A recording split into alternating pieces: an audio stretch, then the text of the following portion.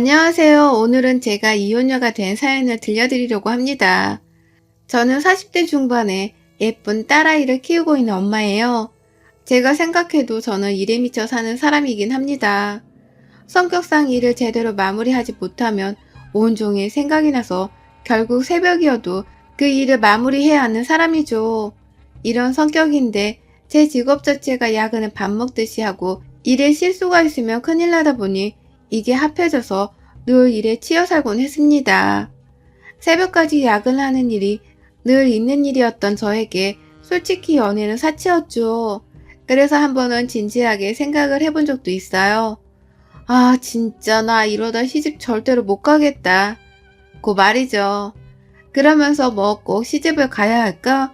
내가 잘나서 나 잘난 맛에 살아도 괜찮다고 생각을 하면서 살았던 것 같아요. 그러던 저에게 남편이 눈앞에 나타났고 이렇게 바쁜 저지만 그 틈새를 공략해서 참 다정하게 잘도 챙겨주던 사람이라서 제가 사랑하지 않을 수 없었습니다. 결혼 준비를 할 때도 일이 바빠서 난감해하는 저를 대신해서 이것저것 정보도 알아봐주고 공유해주고 그랬던 남편 덕분에 정말 수월하고 편하게 결혼 준비도 할 수 있었어요. 우스갯소리로 이렇게 말한 적도 있습니다. 여보가 돈 벌고 내가 살림해 줄까? 난 진짜 그래도 괜찮아. 당신 때려쳐. 내가 먹여 살 테니까. 좋아하는 일을 하면서 돈을 번다는 그 행복을 저는 대학 졸업 후부터 지금껏 느꼈고 그 덕에 한 곳에서 신입사원부터 높은 위치까지 성장할 수 있었죠.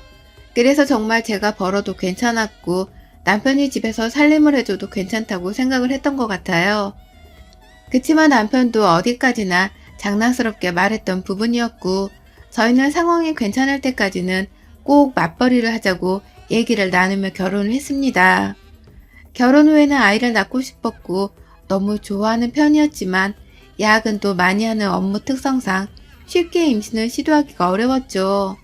그치만 또 제가 나이가 있으니 미룰 수도 없고 남편과 상의 끝에 특별히 노력까지는 하지 말고 그렇다고 올 기회를 막지도 말자.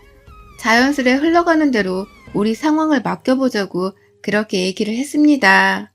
그러던 중 저에게 빨리 와주고 싶었는지 결혼 3개월 만에 아이가 들어섰고 그 행복함과 일을 줄여야겠다는 복잡한 감정이 동시에 들었어요. 제가 무슨 부귀영화를 누리겠다고 아이까지 생긴 마당에 무리를 해서 일하고 싶지는 않았고 일은 일이고 아이는 또 아이이기 때문에 태어난 아이를 위한 새로운 삶을 살아보기로 했습니다.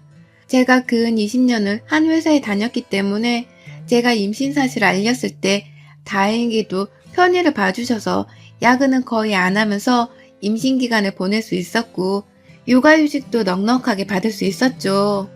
그렇게 아이를 어느 정도 키우고 어린이집을 보내면서 저는 예전에 일에 미쳐 살던 바쁘던 모습으로 돌아가게 되었고 남편이 주로 퇴근 후 아이를 케어해주고 저는 퇴근하고 늦은 새벽이고 쪽잠을 자더라도 남편과 아이를 위해서 아침밥을 미리 해두거나 밀린 집안일을 하고 자는 게 늘 제 일상이었습니다. 제가 이렇게 바쁘게 사는 걸 아는 시모는 저에게 늘 이렇게 말했어요. 아니 그럴 거면 그냥 민재가 집에서 애 보고 살림하는 게 좋지 않겠냐? 요즘 뭐 꼭 남자가 돈 벌어와야 하고 그런 거 아니잖니. 네, 안 그래도 지민 아빠한테 그렇게 말을 하긴 했는데 아직은 지민 아빠도 일이 더 하고 싶은 눈치예요. 이게 어떻게 보면 저희를 위하는 느낌의 대화로 보일 수 있겠지만 저 말에 숨어있는 표현은 본인 아들이 편하게 집에 눌러앉아서 놀았으면 하는 마음이거든요. 제가 돈을 벌어오면 된다고 생각을 하는 시모가 얄미워서라도 남편이 회사를 그만두는 건 뒤에서 몰래 제가 막았습니다. 원래는 남편에게 살림을 하라고 했지만 깊게 생각을 해보니 별로 좋은 방법인 것 같지가 않아서 제가 더 안 자고 더 노력하는 방향을 선택했어요. 아이를 위한 일이라면 당연히 뭐든 다 했고 부족함 없이 빠짐없이 하나하나 늘 자는 시간 밥 먹는 시간 쪼개가며 노력을 하면서 살았기에 몸이 10개라도 부족하게 정말 그렇게 살았습니다. 주말에도 일을 집에서 하는 경우가 종종 있었지만 남편이 아이를 데리고 늘 밖에 나가서 놀아주고 가끔은 여행도 가서 1박을 하고 오고 이렇게 시간을 보내줘서 정말 고마웠죠. 아이가 점점 클수록 뛰어놀고 이것저것 체험을 하는 게 좋다고 저희도 생각을 하고 있었기 때문에 그런 시간을 최대한 많이 만들어주려고 노력했어요. 우리 지민이 오늘은 아빠랑 어디 가는지 알아? 바닷가 간다고 했어. 아빠가 재밌을 거래. 엄마는 못 가지? 그래서 엄마가 토끼 모양으로 예쁜 도시락도 싸뒀어. 아빠랑 가는 길에 먹어. 그리고 지민아, 다음 주에는 엄마랑 아빠랑 같이 놀러 가자. 오늘은 아빠랑 다녀오고. 조심히 갔다 와. 알겠지? 어떻게든 주말을 함께 하려고 노력했지만 그렇지 못한 날에는 전날 밤을 새서라도 아이가 좋아할 만한 캐릭터 도시락으로 도시락을 준비하고 짐도 싸두고 이것저것 준비를 해뒀고 그렇게 남편에게 아이를 맡기고 저는 또 일을 하면서 살았죠. 다행인 건 남편이 워낙 아이와 잘 놀아주고 하다 보니까 아이가 제가 바빠서 함께하지 못하는 상황을 흔쾌히 이해해주고 여행 가서 영상통화를 하면서 어디에서 뭐 하는지도 잘 소개를 해주고 그런 유쾌한 상황으로 받아들여줘서 정말 고마웠어요. 언젠가 그런 생각을 해본 적이 있어요. 내 인생에서 내 목숨보다 귀한 아이가 태어났는데 내가 언제까지 일이 바쁘다는 핑계로 더 이쁜 아이 곁을 못 지켜주나라는 생각을 하면서 아이에게 슬며시 물어본 적이 있었거든요. 지민아, 엄마 일하지 말고 지민이랑 집에서 있을까? 같이 매일 놀고 그럴까? 아니, 엄마 이쁜 거 입고 회사 가는 게 더 이뻐. 내 친구 슬기 엄마보다 엄마가 더 이뻐.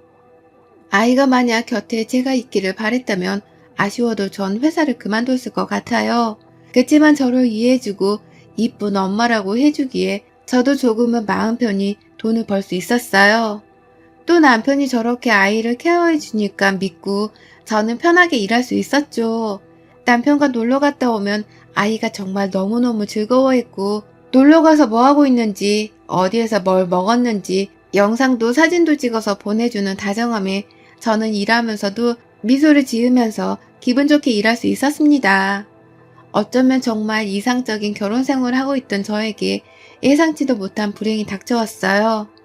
이는 남편과 상의 끝에 결국 남편이 퇴사를 하고 아이를 집중 케어하기로 한 시점에 발생한 일입니다.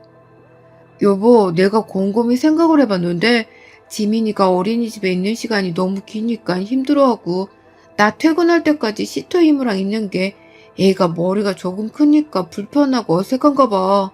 그래서 말인데 그냥 내가 퇴사를 하고 주부를 할게. 당신 내조도 하고 지민이도 보고 당신은 워낙 자리를 잡은 사람이니까 내가 그만두는 게 맞는 것 같은데. 안 그래도 나도 계속 내내 마음이 불편하긴 했는데 사실 당신이 일 그만두고 너무 백수처럼 놀게만 할까봐 그것도 난 걱정되더라. 퍼지고 귀찮아하고 그럴까봐. 당신 그럼 살림하고 지민이 보고 그러면서 운동도 배우고 싶던 것도 배우고 그래. 마냥 얘만 바라보면서 집에서 있지 말고. 그래, 무슨 말인지 알아. 나도 언제고 다시 회사로 복귀할 수 있으니까 자격증도 미리 따놓고 그럴게. 남편이 퇴사를 하고 약간의 불안함이 있었지만 그래도 딸아이가 너무 좋아하는 게 제 눈에도 보여서 진작에 이렇게 할 것을 후회가 되긴 했어요. 남편이 집에서 아이랑 있는 시간이 많아지니까 제가 한결 편한 마음으로 일할 수 있었어요. 어느 날 남편이 약속이 있다고 나간다 해서 제가 딸아이 저녁을 먹이고 있는데 아이가 그러는 거예요. 엄마, 엄마도 큰엄마랑 같이 놀고 싶지? 무슨 큰엄마 지민아? 지민이가 큰엄마가 어딨어? 이모 말하는 거야? 아니야. 엄마는 큰엄마랑 안 놀아서 모르지. 큰엄마랑 아빠랑 지민이랑만 몰래 노는 거니까. 뭔가 딱 들어도 이상한 내용이었고 많은 생각이 들면서 아이한테 더 물어봤어요. 아, 그렇구나. 큰엄마랑 아빠랑 지민이만 엄마 빼고 놀았구나. 언제 놀았는데?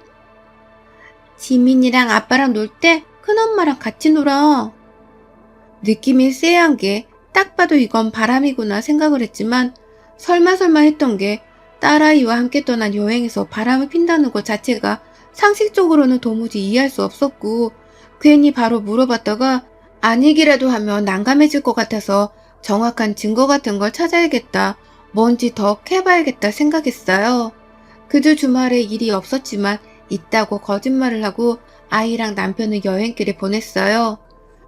남편의 숙소를 예약한 어플 아이디 비밀번호를 제가 알고 있었기 때문에 그걸 이용해서 어디 숙소로 가는지를 알고 있었고, 너무 뒤를 밟으면 걸릴까봐 시간차를 두고 저는 그 숙소로 바로 향했습니다.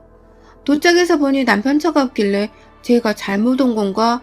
정말 황당했지만 혹시 몰라 펜션 주인분께 예약자 중 남편 이름을 확인했더니 있다고 하더라고요.